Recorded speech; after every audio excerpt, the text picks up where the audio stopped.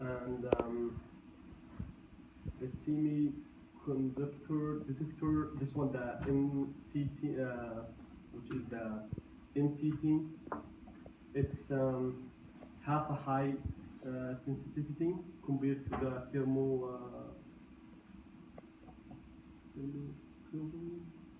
and have a high speed for sampling. Have the lower time constant and have narrow wave number range. On the other hand, the other ones have a low sensitivity and have a high time constant, have broader wave number range. And the MTC required operation at 77 Kelvin, the temperature, and must be cooled within a liquid, the nitrogen liquid. I don't know why exactly, but that's what I find it in the book.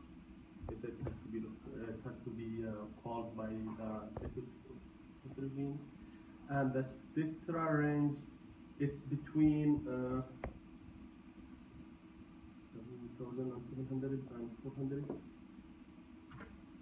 I have another question, which is, which detector are used for the FTER? And they think we're gonna use the MTC detector.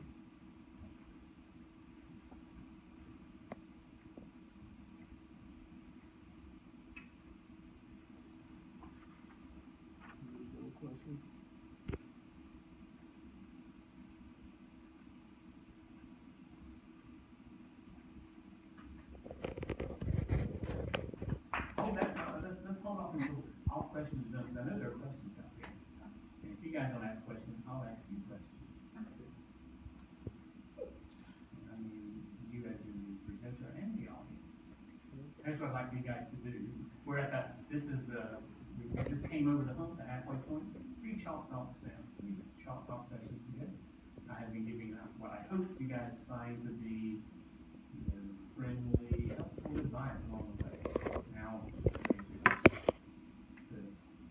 hinge upon you guys following that advice. All right? So, do you guys feel good about your grasp of the that question was on a test? You feel like you've got a good handle on it? What was the first If question? not, ask the question. And if the presenter can't answer the question, that's what I'm here for. We've got a big group. Somebody in here help us out. That's really the question. So like, it's a different thing. How can you compare between the MTC detector and Now, it's sort of a loaded question, right? It's in a textbook on instrumental analysis. So when the question is, how does this type of detector compare to that type of detector, you guys are expected to compare performance specifications. Relevant performance specs be the criteria, right, that would lead you to select one detector over the other. Sensitivity is one. number 5?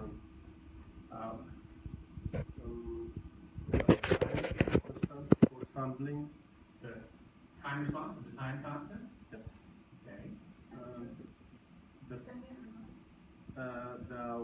The wave number range, it's different. Exactly. Very good. So we're sticking to just performance specifications. What's the function of a detector? It's to transduce, right, the incident signal, the original form of the signal, to some other form. And what's that other form almost always down? Electrical. Right. Right. So in this case, the question is, how do they compare for use in IR spectroscopy? So how do they compare in terms of their traits in converting infrared light to some sort of electrical domain signal? Yeah. Right. Everybody got that? Even for the MTC, there is 2 kinds. There is MTC-B, MCT-B, and MCT-A. And what's the difference there? They said the difference is the range. In terms of performance specs, right? Right. Let me tell you this, as you'll see in some next graphics would help an awful lot. Right? And there are graphical support, textbook, or any other literature resource you can come up with. I think it would be appropriate. Even it's not very exciting to actually see, an illustration of the detector. But what would be, you mentioned the spectral range, you could have yourself apply matter of fact, if I'm not mistaken, somewhere in the previous module seminar slides, there's a slide on detectors, and it probably mentioned, detectors are good for the IR. The MCT is a very popular one. Thermocouples, bolometers, etc. They're all listed there with their wavelength range, right? Digging up relative sensitivities, you mentioned, let's see, has high sensitivity compared to thermocouples. Great, superior. You can get a little quantitative about that. You can cite some sort of like a quantum efficiency, photon conversion to whatever the electrical output is. Not necessary, but just to say more sensitive, it gets you there, right? Hands up if you know what a thermocouple is. Thermocouple detector. Thermocouple. Anybody? Education time. Are y'all ready? Here it comes. Okay. I love the name, thermocouple. Turns out that at the interface between two electronic conductors, right, two electrical conductors, a potential difference develops. You have an interface between two electrical conductors because of the energy of the electrons being different in those rooms. The engineering types would say, oh, the work pump together. So there's two metals. Anyway, two dissimilar metals fused together, there will be a potential difference that generates right there at that junction. That potential difference varies with temperature. So we can exploit this phenomenon to make temperature measurement devices. And they're called thermocouples. It's a great name, right? A couple of wires fused together. You guys can make a thermocouple. Fuse a couple of wires together. This might not be very useful. Certain wires, certain metals and alloys are most useful because the potential they develop is big enough. Of course, it has to be amplified. It's usually on the order of microvolts per degree Celsius. So it has to, you have to connect your thermocouple to an appropriate measurement device that will amplify that signal, etc. All right. So it's a temperature measurement device. How the heck do you use a thermocouple which measures temperature to detect infrared radiation? The thermocouple is immersed in something that absorbs IR radiation. Let's talk about cool energy transduction schemes. A lot of times people will just say, yeah, I've got a blackened thermocouple. So it's coated with something that is just very strongly absorbing in the infrared region. Turns out it's absorbing in invisible too. That's why it's called blackened. But IR light comes in and gets absorbed by the molecules of that covering. It's like a heat sink, essentially. And absorption of that IR light raises the temperature. And the temperature change is sent. How many transductions is that? Electromagnetic energy gets converted to electronic energy because the molecules in the blackened part absorb the light. They relax non-radiatively by increased vibrational action, and so that's kinetic energy, which affects the potential. Right, that's temperature, which affects the potential of that thermocouple junction and more electrical energy. Hands up if you're following that group. Hands up if you can at least say at this point, hey, now I know what a thermocouple is. Very common for measuring temperature. Got a bunch of them downstairs. You want to play with one? Let me know. I mean, thermocouples are pretty inexpensive. Used in a lot of consumer products, unbeknownst to you. So it can be used as a detector for infrared radiation. It's kind of slow, kind of sluggish to respond to changes in IR light intensity because, you heard me describe what at the molecular level is kind of a cumbersome process, right? The IR light has to be absorbed, but that's nice and quick. And then the excited molecules have to decay non-radiatively. That's pretty fast.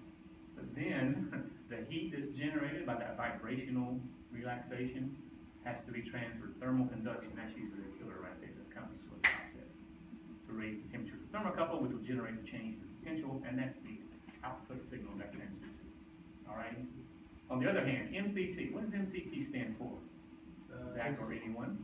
Yeah, MCT or CH. Yeah, CT, by the way, got a couple typos in there.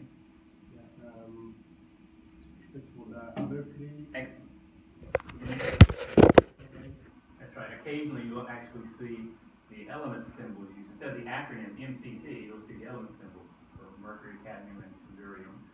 It's a semiconducting element. So that's a quantum type detector, as people will say. There's a band gap. Now here's why you have to cool those MCT detectors down to the nitrogen. What does that make you think? What type of noise, generally speaking, do you reduce?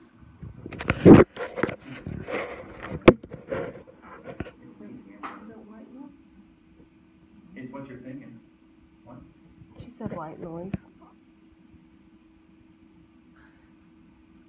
I think that is a broad category. Please be more specific with either an adjective or a person's name.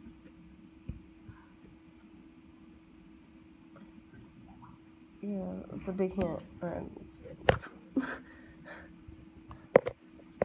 Repeat the question. What type of noise is temperature dependent? We have a special name for noise that results from thermal agitation of charge carriers in a conductor. I'll give you a hint. I just said it. It's thermal noise. Sometimes called Johnson noise. Okay. Yeah, thermal noise, Johnson noise. You can lower the temperature of the detector.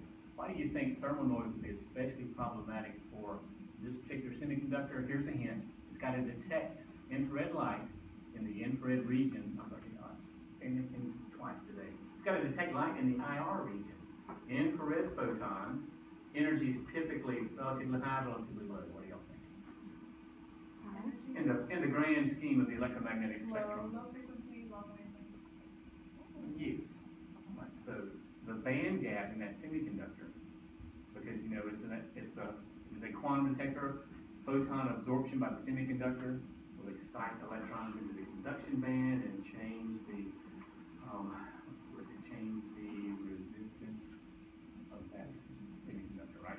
Like photodiodes, same way photodiodes work. You generate a photocurrent when that p-n junction diode absorbs light, it's promoting electrons from the valence to the conduction band.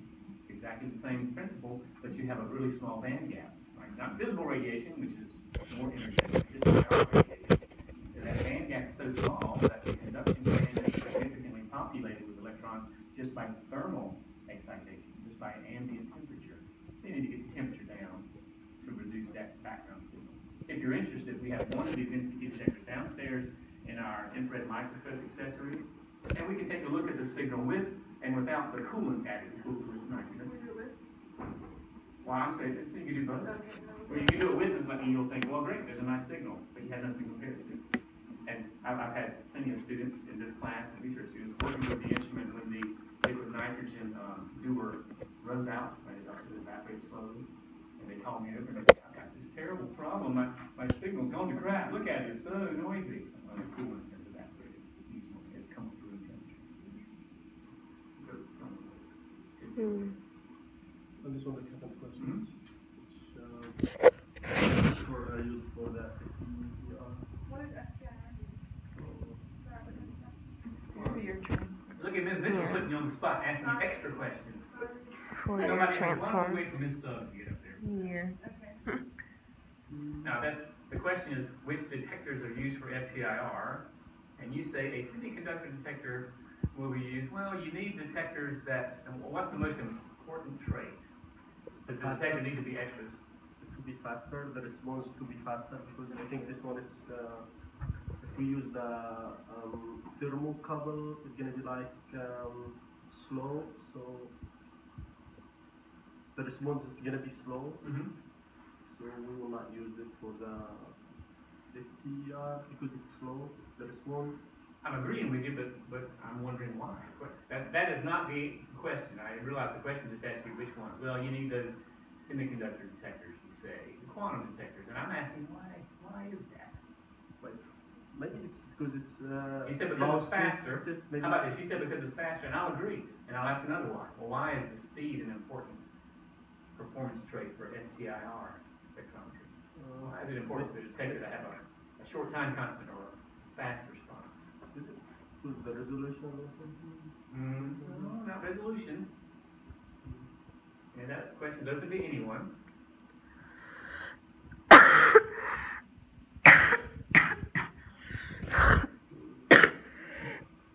Imagine how loud that's going to be on the recording. I'm like right here at it. Anyone? Please do me this favor. I want you to put that in your back pocket and bring the question up in case I forget when Ms. Suggs is presenting, because it's related.